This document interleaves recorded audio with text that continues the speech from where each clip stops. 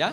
Vale. Hola, venim de l'Institut de Cornellà i jo em dic Eric i aquest grup en diem The Shadows and Psychomotronic.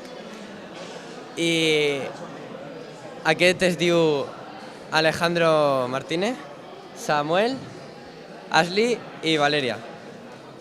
Y ahora os explicarán la historia del juego y el arte y todo. Toma.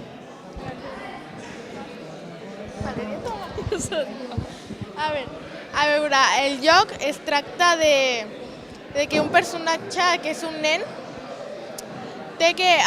vol apagar vol encendre totes les llums o electrodomèstics per fastidiar el seu pare, perquè la seva mare li reganya el pare.